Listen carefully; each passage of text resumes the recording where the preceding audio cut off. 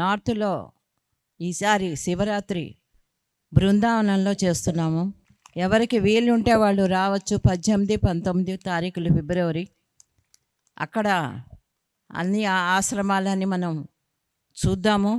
అందరి ఆశ్రమాల్లో నుంచి కూడా ఆ గురువులు వచ్చి మనకి వాళ్ళ ప్రవచనాలన్నీ చెప్తారు. అక్కడే ఒకసారి ఒక ఎక్స్పీరియన్స్ చెప్తాను మీకు. నాది కాదు, పత్రికారిది అది. ఆ ఎక్స్పీరియన్స్ ఏంటంటే, ఒక తివారీ అని ఒక ఆయన ఉన్నారు, మిలిటరీలో పనిచేస్తారు ఆయన.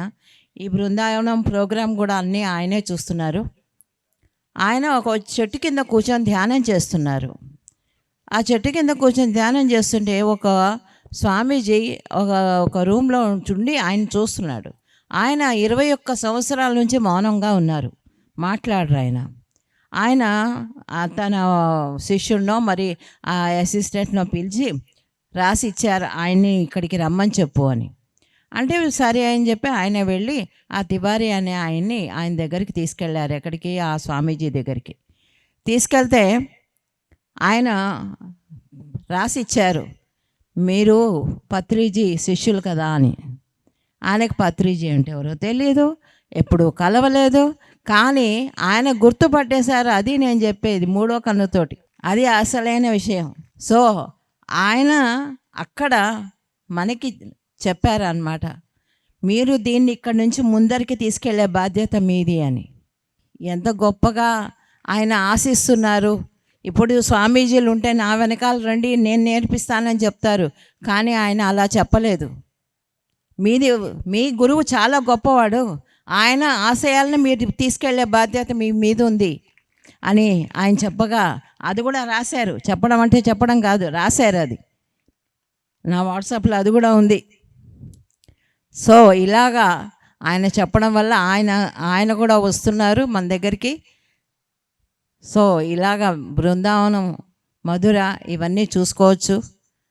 అక్కడ మంచి దేవాలయాలు ఉన్నాయి, రాధాకృష్ణులవి. సో 2 రోజులు మనం అక్కడ ధ్యానం, ఓన్లీ ధ్యానమే, ఇంకేమీ ఉండదు. ఎక్కడైనా సరే మనం ఇక మించి ధ్యానం ఎక్కువ పెట్టుకుంటే బాగుంటుంది. ఎందుకంటే ధ్యానమే ఉండాలి. స్పీచ్లు ఇవన్నీ మన పిఎంసీలో చూస్తున్నాం, క్లాసులకి వెళ్తున్నాం. కనుక ఇలాంటి ప్రోగ్రామ్స్లో ఎక్కువ ధ్యానం ఉంటే, మ్యూజిక్ ఉంటే, ధ్యానం ఉంటే చాలు, ఇంకేం అక్కర్లేదు. అదే గొప్ప వరం మనకి, ఇలాంటి ప్రోగ్రామ్స్లో ధ్యానం ఎక్కువగా చేయించడం. కనుక మనం అందరం కూడా అక్కడికి వెళ్ళి ఓన్లీ ధ్యానమే చేద్దాము. వీలైనంత వరకు మీకు వీలుంటే, అది ఎక్కడికో లేదు, ఢిల్లీకి దగ్గరగా ఒక 2.5 గంటల ప్రయాణం.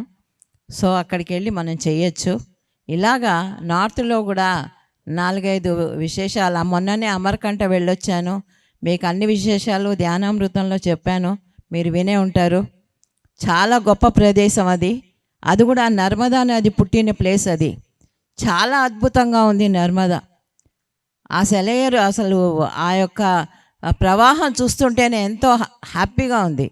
ఆ అమరకంట ప్లేస్ అంతా కూడా పూర్తి వెజిటేరియన్ ప్లేస్. అది తిరుపతి కన్నా కూడా, తిరుపతిలో నాన్ వెజిటేరియన్ తీసుకొస్తారు, కానీ అక్కడ అలా కాదు. మనం ఏ డౌట్ లేకుండా ఎక్కడన్నా కూడా అమరకంటలో తినచ్చు. మనం జైన్ ఆశ్రమాలు ఉన్నాయి, ఎన్నో ఉన్నాయి. అక్కడ మన ప్రోగ్రాం జరిగింది 3 రోజులు, చాలా బాగుంది. రాయ్పూర్కి వెళ్ళి అక్కడి నుంచి అక్కడికి వెళ్ళాము, 3 రోజులు అక్కడ ఉన్నాము. టెంట్లు, ఇప్పుడు ఆ టెంట్లే మనం కడతాల్లో కూడా వేస్తున్నాము, పేడ్ అకామిడేషన్ లాగా, అందరూ అక్కడ హ్యాపీగా ఉండాలని. సో ఇది నా యొక్క దాన్ని ఏమంటారు, పని, నా ప్రయాణాలు, నా యొక్క బాధ్యతలు మీకు చెప్తున్నాను. ఎందుకంటే షేర్ చేసుకోవాలనిపిస్తుంది, అంతే. మీతో షేర్ చేసుకుంటున్నాను ఇవన్నీ, ఇంకేం లేదు. ఎందుకంటే ఫ్యామిలీతో కదా షేర్ చేసుకునేది, ఇంకెవరితో చెప్పుకుంటాం అది. సో మీరందరూ రావాలన్న కోరిక, బుక్ చేసుకోవాలి. దానికి మీ రూమ్స్ అన్నీ కూడా, దాని డేటా అంతా నా దగ్గర ఉంది. మీ ఎప్పుడైతే ఫ్లైయర్ వస్తుందో అప్పుడు అందరికీ వాట్సాప్లో వెళ్ళిపోతుంది. Thank you.